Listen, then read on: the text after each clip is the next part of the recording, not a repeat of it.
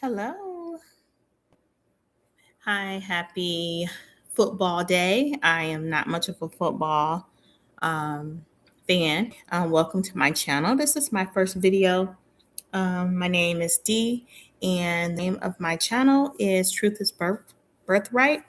And this channel is set up for my truth tellers. And I would like to just have kind of like my intro video open discussion um, to discuss a few things about, truth and what that means.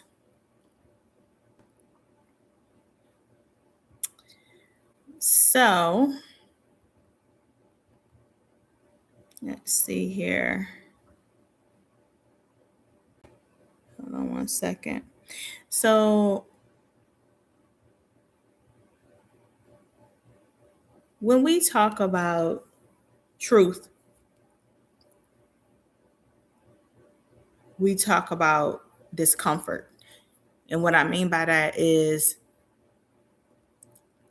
a person's truth can make many people uncomfortable. And when you see certain people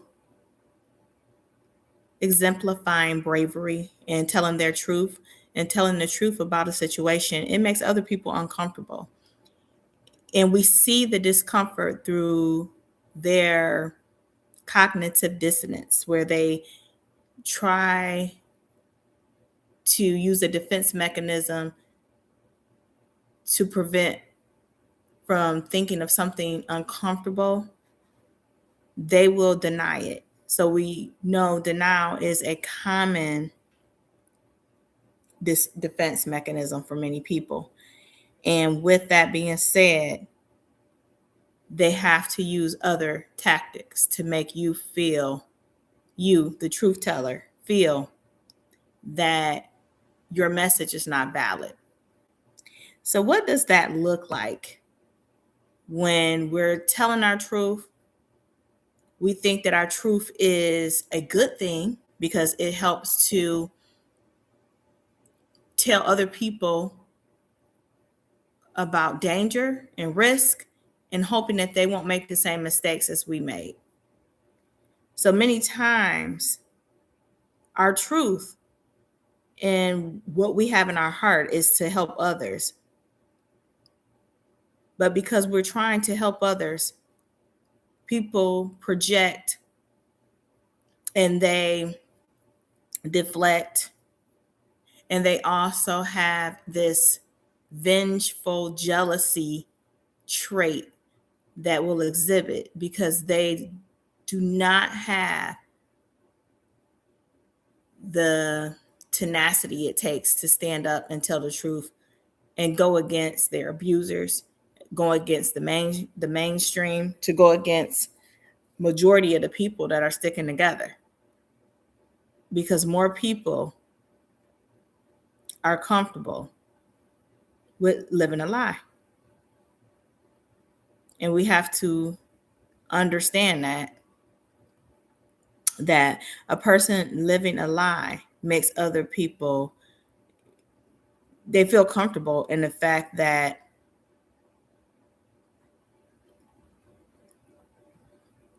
my lie will hide my reality. And many people do not want to even, they don't want to even look at their reality. I'm trying to share with you guys. Just to give y'all a little bit of a different scenery. I have another channel called True Crime Nurse, and it's been a minute, y'all, since I've been on here.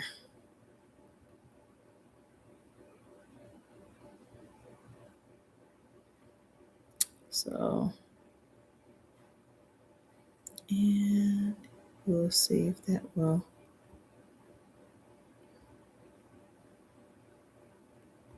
Okay, we'll stop sharing. Yeah, so anyhow, All right, I was just trying to give y'all a lovely, beautiful background. Don't worry, episode 2, I'll figure it out again. But as I was saying, so for instance, so just to give y'all a little bit of background, so I have been through a lot of betrayal, a lot of backstabbing by the closest people to me. And I tell my story, I'll weave in and out of my story to give you an example, and then to set an example, and then I'll get back to the message that you can take and apply it to your own life, because that's the whole purpose, is to be able to apply what's given to your own situation. So if you are noticing that the people closest to you, it could be your sister, your mother, your brother, your aunt, your uncle, your cousins, even those doggone children, if you start seeing that these people with these titles that we expect will do us no harm, they start using this sharp utensil and going towards your spinal cord, then you shouldn't have to end up, I can't say the word, but end up deleted on the floor before you understand the stuff just got real. That this person does not mean you well. They do not love you. They don't care for you. They don't want the same that you want for them. These signs and signals, we have been learned to not listen to our inner voice, because we have been told that, oh, you just drama. That's crazy. That don't make no sense. Let it be. God bless it. Just pray for your enemies. Keep going. Don't ignore. Just don't say anything. Ignore it. Girl, I just say it in prayer and don't say nothing. And yeah. Everybody have some advice or have a conclusion to your story. But if you look at their story and their life is a mess. So what I tell you and what I want to share with you, dear ones, is listen to your heart. To die on self, to die on self be, how I say it wrong, to die on self be true. Meaning you must listen to yourself, your heart, and understand what your body is telling you. Especially as women, we get those intuitions and we have this inner discernment about things that something isn't right. And sometimes we can't even pinpoint it. But you need to understand and dive deep into that. And I find that journaling is a very good tool to use when you're feeling this feeling of despair. You're feeling like something isn't right. You're on the phone with this friend, and every time you have something positive to share, they put you down. You're on the phone even with your mom, and every time you tell her something, she finds the worst in it. Or you're on the phone with a family or loved one. Every time you have something to share, they always want to, I call it the one-upper rule. They always want to bring up that cousin that's doing just a little bit better than you and rub it in your face. You're not doing that. You're not doing as good as you thought you were doing. That's what they want to tell you. But I want you to know that don't listen to the naysayers, because many times if you look at their life, you'll notice that they're not doing too good their darn selves. So keep it moving. So just to give you a little bit of history about my life, like I said, I've been through a lot of betrayal from my own mother, from my own sister, from family. They, once I, as a little girl, I've always wanted to know the truth. And what I mean by that is, I'll tell you, when I was like, I don't know, probably 5 or 6, my mom and my aunt would often try to talk in front of me, and they would use coded language and spell words that they don't think I would know at that age. And child, I'll go get a notepad, a pen and paper, whatever, crayon, I don't care. And I will write the words that they're spelling, and I would go sound it out and figure out what they said, and I'll come back to them and let them know that I figured out what they said. I always wanted to be in the knowing. I was never the type that wanted to close my eyes and plug my ears and pretend that it wasn't happening. I wanted to know what was going around, what was going on around me, even though it may not have been a pleasant thing to know, but I wanted to be aware. And there's nothing wrong with that. You know, some people will criticize that and say, you just nosy, especially in the Black community. Kids stay in a kid's place is what we were taught in my era. But kids should be inquisitive. That shows a mind that wants to learn and grow. That shows a person that will actually want to be something in life. Because if you don't have the desire to want to change and evolve, to want to learn and solve the mysteries of life, or even try to figure out some of them, then what is life to you? We all need to know and understand what life is to us, the essence of life. And it's more than us just getting up every day, turning on our phone, checking our email, going on social media, going punching in, punching out, coming home, washing dishes, making food, making sure everybody else is good in our household, going to sleep, waking up, doing it again. There's more to life than that.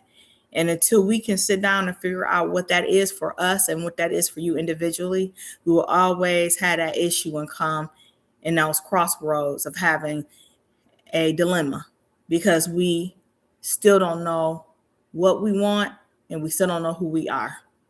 And the worst thing you can do in life is to let somebody else tell you and define who you are. God is the only one that could define who you are. He knows your calling. And I don't care who these people are, what titles they have, from your family to celebrities to all these things. There's only one God and only one entity that has the power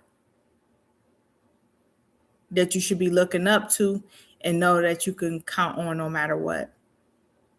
Everybody else is human and they are flawed. And I think once we understand that, that can help us quite a bit on our journey of healing if you've ever been betrayed. And betrayal is not nice. It's not. So as a little girl, for me, I always wanted to know the truth. I always want to figure things out. I always want to solve things. And I always like to take up for the person that was receiving the raw deal.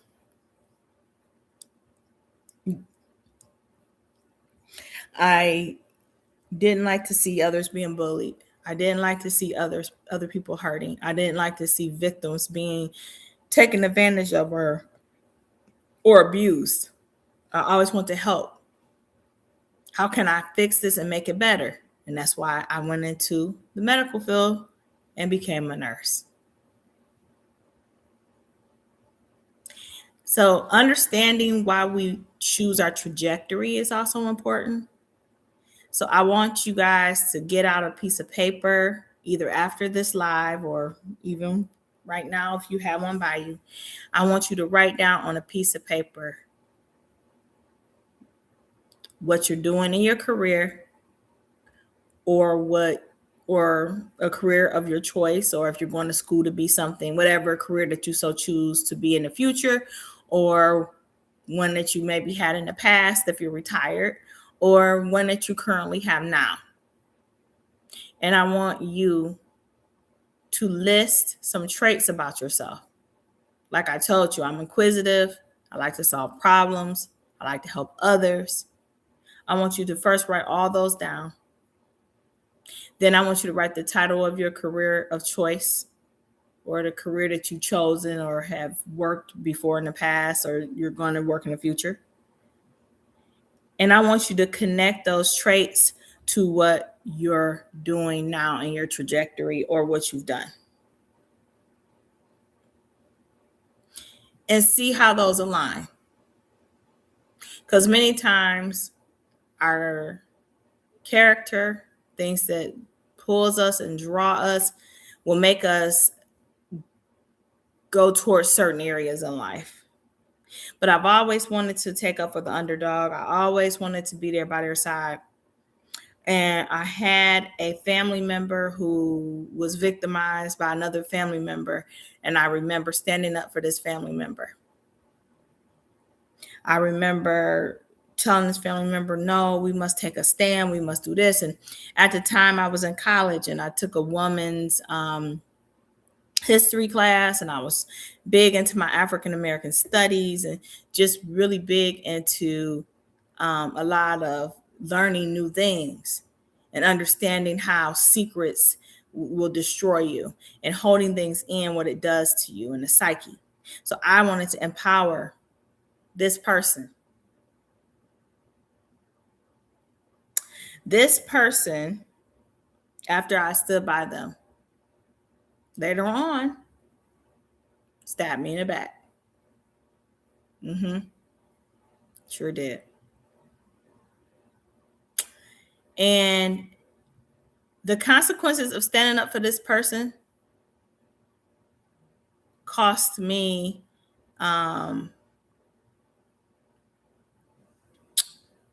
I won't say it cost me anything, because I did it because it was in my heart to do.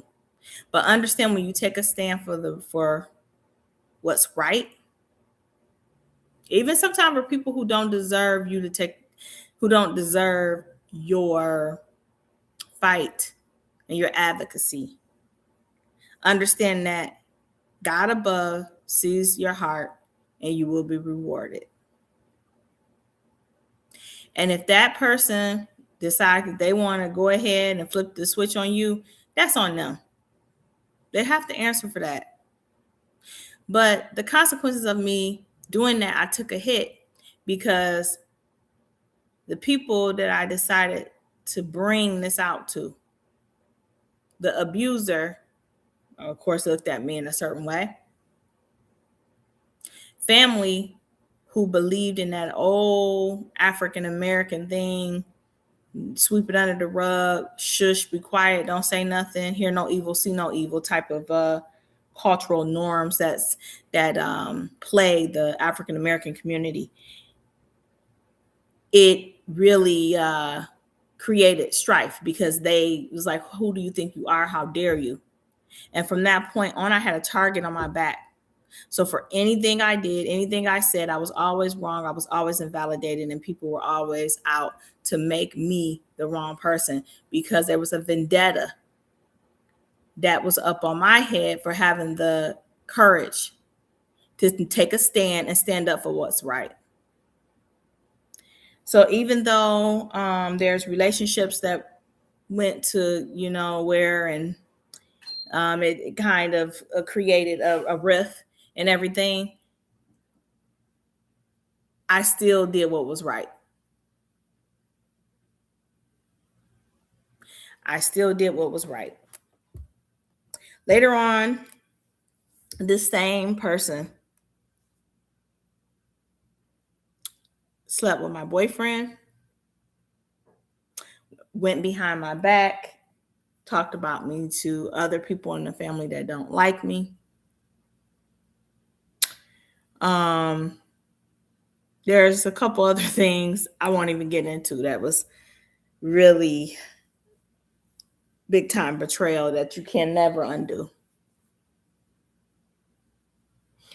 It hurt. And that would not be the only person who would betray me through this walk of life. And when I tell you this person and I have been close since I was a baby, since the age of 3, we played together, went to school together, we hung out together. Things that was done by this person, I would have never done to her. But she did it to me. Of course, there's never any apology. There's also signs of competitive nature of people. They like to compete on the smallest things, even when we're in school, competing over grades and competing over all kind of things, from your skin complexion to guys to grades to relationships with people in your family. If someone like you more, they don't like that because people tend to like you, so they try to ruin those relationships and go back and spread things and say things that you may have shared with them in confidence. These are all things that people do when they never really liked you like that. You think that just because you got a title, because you my cousin, you my sister, you my mother, you my brother, you my uncle, whatever it may be, you think these people are not capable of doing you worse than somebody out on the street. Actually, I have been done probably just as bad as what somebody would on the street would have done to me, if not worse. There's some people on the street that haven't even done some of these things that my own family have done. And on this channel, as Truth as Birthright, I want you guys to know that this is a safe space here to discuss the truth, meaning your experience in life, what that meant, how to capture that experience, how to heal from it, and then how to take that pain and that hurt and that knife and that dagger in your back, pull it out, and take that tool, wrap it up, send it back to owner, and also benefit off of the pain that they created by making you a memoir, a podcast, writing a book, because your story needs to be shared for other people, because it's empowering to know that one person is not alone in this fight. And I tell you this, truth tellers, do not let them think that you are crazy. You're not crazy. Don't let them think that there's something wrong with you because you want to take a stand or you're not putting up with some mess.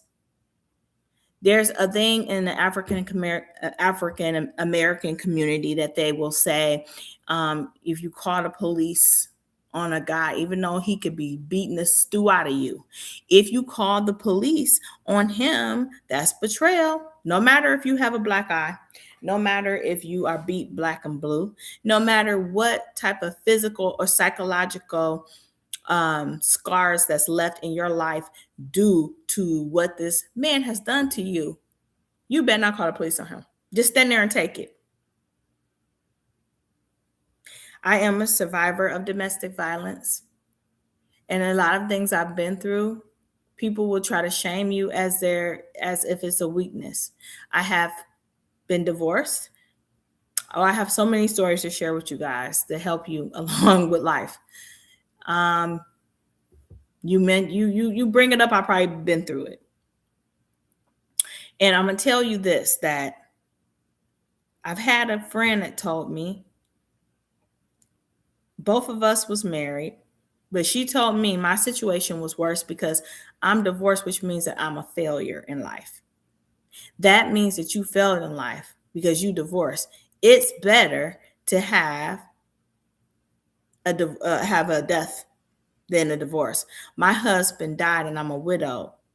Although her husband cheated on her, although her husband caught an incurable disease, although her husband got hooked on drugs, she decided to stay with this man, with her children in the home, deal with all of the things that it comes with when a man is on drugs. Okay, that's a whole different segment to get into if you've ever lived with someone with a drug addiction,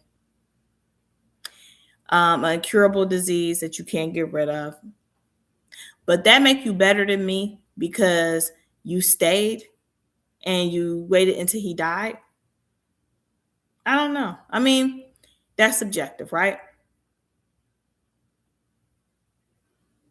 So you're walking away, your silence, you choosing you does not make you a failure. It does not make you any less than anyone else. It makes you human with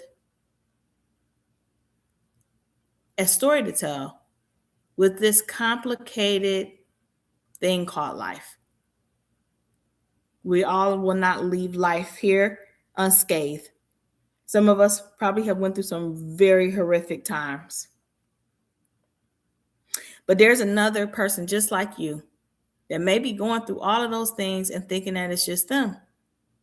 And they may have all of these haters, naysayers, and these fake friends around them and fake family around them telling them that it's them to keep them trapped into the dysfunction instead of being there to be a support system and letting them know that I'm here to support you and you have a right to feel. Feeling and crying is something that you got to go through to heal. It's almost like when you have a wound and you fall, the skin opens, you rip open your skin, there's tissue there, there's some bleeding going on. There are stages that things go through for healing to take place, and that's exactly what has to happen in your life. You have to go through these stages. It takes you to get angry sometimes before you can start healing.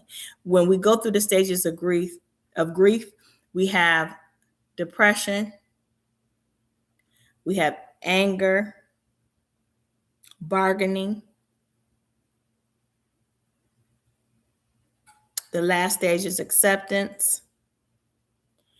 And these stages can go in any stage. They don't go, there's not like a chronological order that the stages go in. You might become angry before you become depressed. And to understand those stages, we grieve when we are going through things and when we hurt. Grieving is a wave of sadness and anger, numbness, or relief. Sometimes you might be exhausted, you might have brain fog, changes in like your like sleep, your appetite and focus. Sometimes you might feel okay, some days you may not. What it is basically your nervous system is really shaken up. It's the nervous system trying to make sense of a world that's changed without permission. Grief is something that you get over. Let me say that over. Grief is not something that you just get over. It don't have a timeline on it. Grief is not proof that you're broken. It's not disrespectful to move forward, because some people will also shame people for that. But what helps is for you to be able to name the loss. Why, what hurt you? That you have to tell the truth to do that. You have to let those feelings just pass and go through and be okay to feel. Sometimes you just might need some rest. Grief takes physical work on your body. You can use one safe witness, and that's why I said you can journal. If you have a person you can trust, okay, you can talk to them. Some type of quiet ritual, prayer, meditation, allowing joy without guilt. to show up is what we're trying to do here. And going through our life experiences, being truth tellers, telling the truth, going through life's betrayals, trusting the wrong people, loving the wrong person, letting the wrong people in, taking the wrong job offer, moving to the wrong city, taking that wrong offer, signing the wrong contract, making that wrong decision can create feelings of despair. It can create that you're alone. You can start feeling all of those symptoms of what you feel when one is hurting from a loss. You're angry, you're upset, you're hurt, because we don't wake up every day and say, I'm about to get up today and just F up. I'm about to F up life. I'm about to make a mistake. Shoot, I'm about to go out here and destroy relationships. I'm about to go out here and end all my relationships. I'm about to go out here and just make sure that stuff don't happen today. Who gets up and do that? I mean, really, that sounds silly. No one does. So our steps and goals and decisions we make, we have, most of us, 99% of us, I believe, have the right mindset, that we're doing it with a good heart for positive outcomes, right?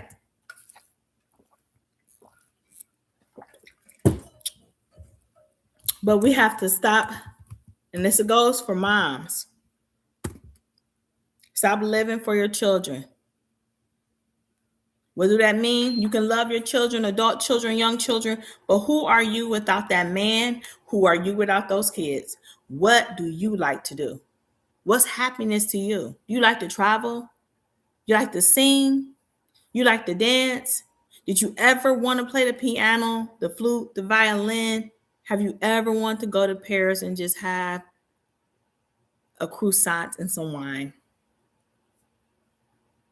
What does freedom look like to you in this crazy world we are living in a world where we're finding Epstein files and P. Diddy did it, he didn't do it, did he do it? From the Jay-Z's to all of these celebrities and people that we once looked up to all of the stars and all of the rappers who said they was keeping it real, and now we know keeping it real went wrong. To understand that they were human and they done some things that, I mean, they done some things, y'all. I don't, you don't want to judge, but you have to look at everyone's situation and learn from it.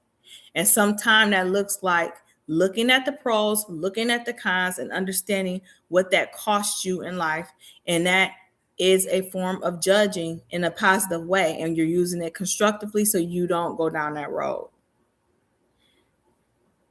So once again, 5 stages of grief. When we take the wrong route, when we do the wrong thing, because our truth and being real and being true to our heart, loving the wrong person, being true and standing up for that victim, even though they're going to turn around and victimize you later, being true to doing what we can for those who have less than we have. All of those things sometimes cost us. And then we wear the burden throughout life. And we have to, when we go through these stages of grief. But I say, go through those stages. But let's find out how to navigate those stages in a healthy, productive way. Believe it or not, there is a way. So the 5 stages of grief, we have denial. You might get angry. Now, we have a lot of people that's stuck in denial. Your truth, people be grieving when you tell the truth. They just stay in denial. They don't want to believe it's happening. They don't want to even hear it. They will tell themselves that this is not happening and will make up a lie. So I'm totally just out of this world, that it's a lie, for them to cope as a defense mechanism. It's survival, right? Anger. Asking yourself, why? Why did I trust this person? I knew the signs was there. I did not listen to my heart. I didn't listen to my discernment. Something told me not to even deal with this person. But I did anyways, and look at me now.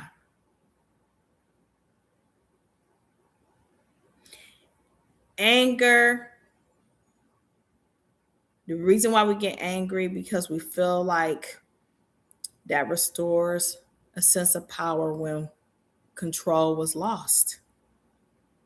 You might get angry at people, systems, God, yourself, or the situation. How it can show up where you're irritated. You have resentment, a little bit of bitterness. You may feel misunderstood. Bargaining. Sometimes that looks like mental replaying the events over and over in our head. Thinking about what you did. Thinking about, dang, if I just didn't ask and trust that girl around my man. If I didn't trust them to watch my kids. If I had looked at the signs and just didn't go around them, I wouldn't even be here. Mental replaying of events. Imagining alternate outcomes, just like what I was just doing. If I hadn't did this, this wouldn't have happened. Making promises. I swear I will never deal with another man from blah, blah, blah. I swear I ain't dealing with nobody else that. I will never give myself again to people that. Making promises to yourself or a higher power. And the reason why people bargain is that's an attempt to regain meaning or prevent pain. So now we're bargaining to numb ourselves. So we deny for survival or emotional buffering. We get angry to restore power because we feel like we done lost control. We bargain when we're trying to prevent pain or just to regain the meaning of everything. Then another stage is depression. That's when you feel the weight of the loss. You're sad, withdrawal, fatigue, crying, sleep change, low motivation. We all have felt a little down and out and depressed. And this helps us with emotional processing. It allows us to mourn the loss. Then another step, and they usually count this as the last step, is acceptance. This happens when you just learn to live with it. It don't mean you're happy. It don't mean you over it, but it is what it is. That's what that is called. It is what it is. Keep it moving. Keep on moving. Don't stop. No, keep on moving. That used to be my song. A quieter understanding and making space for life alongside loss. That's what acceptance is. And why we do that is because it's considered integration. You're not erasing everything, but you're integrating. We're taking in that lesson, we're understanding, and we're processing these emotions and what we're feeling and why we're feeling it. Now, why am I talking about grief when we're talking about truth telling? How does grief and truth telling relate?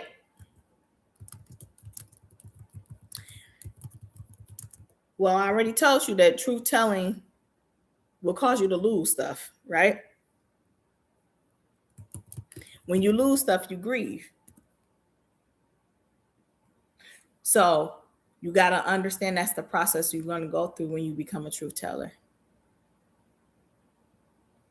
Grief and truth telling are deeply connected.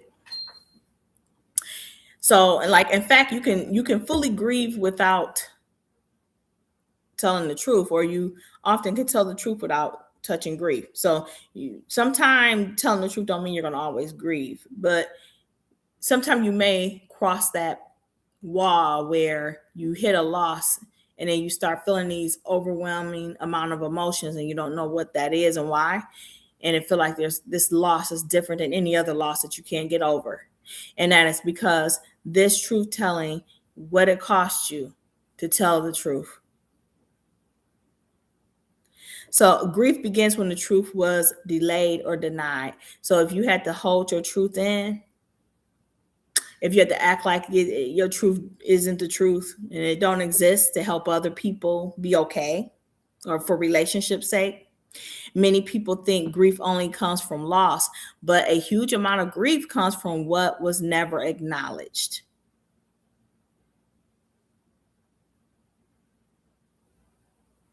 And I'll tell you, that is so true.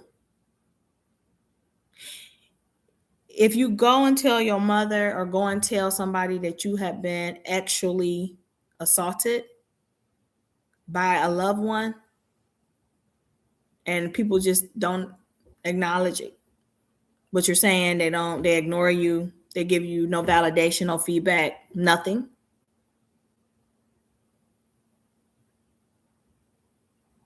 Your truth was denied.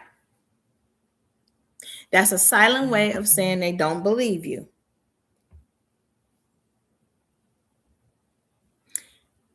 Grief shows up when what happened was minimized, what you felt was dismissed, what you knew was denied, what you needed was never named.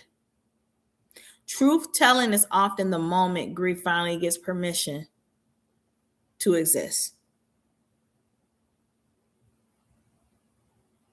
Silence interrupts grief. Truth restores it. When your truth is silenced, your grief gets stuck. So remember, silence is never the answer, because we always look at what silence don't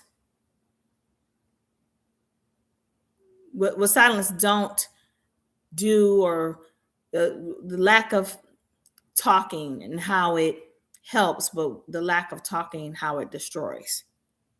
That's what we need to look at, how not saying or doing anything and what that does. There's always an action. There's always a reaction from your choice that you make, even silence. Silence can sound like it wasn't that bad. Let it go.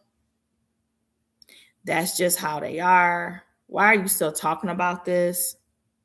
Those messages don't heal, they freeze grief in your nervous system. So truth telling actually says this happened, it mattered, it affected me. That acknowledgement allows grief to move instead of hardening. Grief is often about the loss of what should have been. So some of the deepest grief isn't about what you lost, but it's about what never existed. Like the parent you never had. I never had a mother who truly loved me and supported me. The safety you were promised.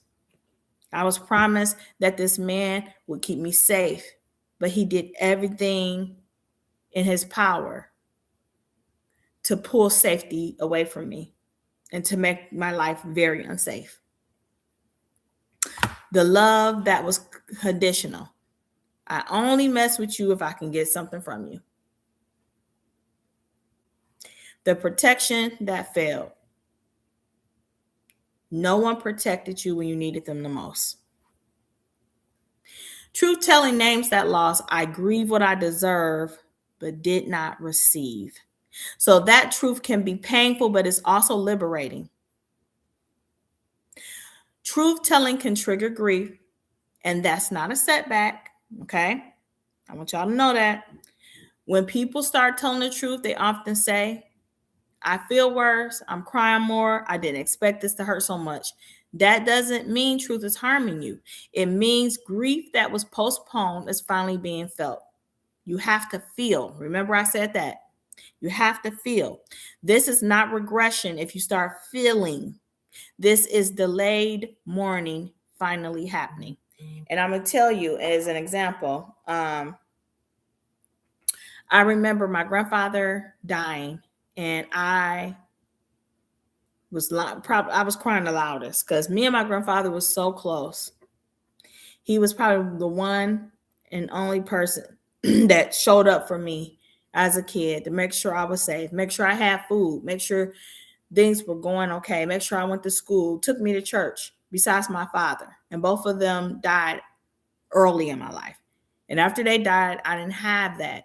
Well, I take that back. My granddaddy didn't die early. He died when I was an adult. But my father died early. Those were the two people that I felt had some love there, right? Were they perfect? No. Did they do everything 100% correct? No. But looking and measuring all the pros and cons, I can say they did things and they showed up when I needed them the most, right? And I cried so much when my grandfather passed away because my grandfather stepped up to be a father for me when my dad had died. Excuse me, I shouldn't say that word. Had went away. And because I cried, my family made fun of me and was talking about me behind my back and was like, oh, she was doing all that loud, silly crying. And oh my God. And it looked like she was about to pass out. And oh my God, it looked like she was about to fall and take her cousin down. And oh Lord, look what she did. And oh my God. And one of my aunts told me, oh, she said, my grandmother never cried. She's a strong woman. And even when her kids passed away, she didn't even cry. Well, I say to that, that's not good, right? That's not good. Because what are you holding in? And why are you so afraid to let that go? Why are you so afraid to show that emotions? Why is it that Black people, especially Black women, feel your strength come from not showing emotion and crying, but be the most violent and the most doing all kind? I don't want to say we're the most violent, but it shows up in being violent. It shows up in hurting people, hurting your children, hurting yourself in these hurtful, harmful relationships and letting others hurt you because you are too afraid to be sensitive and have that emotional part and be human. You don't want to cry? What are you, a psychopath? What's wrong? You're supposed to feel. If you don't feel anything, there's something wrong with you. Why are you so numb? Anyways, as you can see, my family and their thought process, these are the things that I've dealt with all my life. So grief is love plus truth coddling. So grief is love that no longer has somewhere safe to land. Truth is the honesty required to face that reality. You grieve because you cared, you hoped, you loved, and you believed. Truth telling doesn't erase love. It honors it by refusing to lie about the cost. So acceptance and grief comes from truth, not time. So in order to get to that point of acceptance, you can't accept something that you don't accept as truth. You have to understand and be true to yourself in order to get to that stage of acceptance. So people say time heals, but time alone doesn't. What heals is naming what happened, naming what was lost, naming what changed, naming what will never be the same. That is truth telling. Without truth, time just passes. With truth, grief integrates.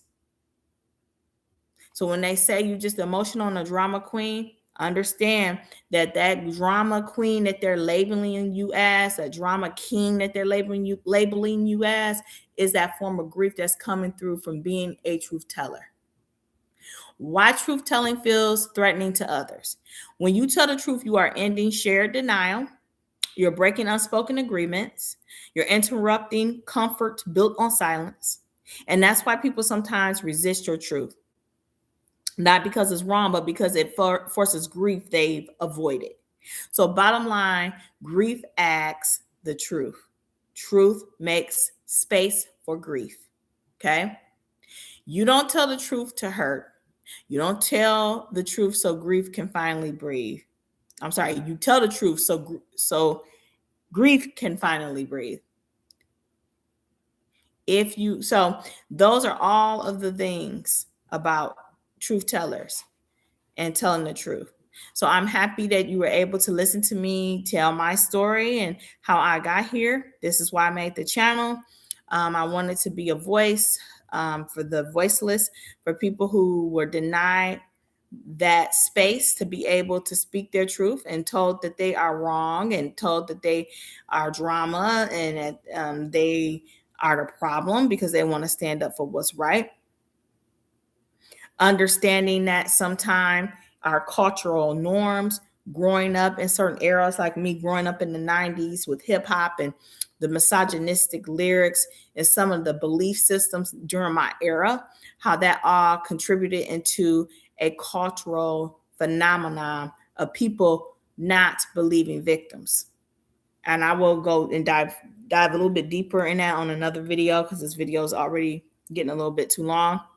And then I want to also discuss later about how all of these things about being a truth teller, about telling the truth, what that means, and what we're seeing now in today's time from everything from some of these celebrities that are being held accountable for other people telling their truth, such as the P. Diddy's, and you have this thing with Epstein and all of these things. What does that mean for truth telling and justice and all of those things all rolled up in one? I want to ask you guys, what do you think about social media? Do you think social media finally gave truth tellers a voice? Because in the 90s, we didn't have social media, and there was a lot of secrets kept and a lot of violence, and a lot of people were closeted victims where we couldn't come out and say anything.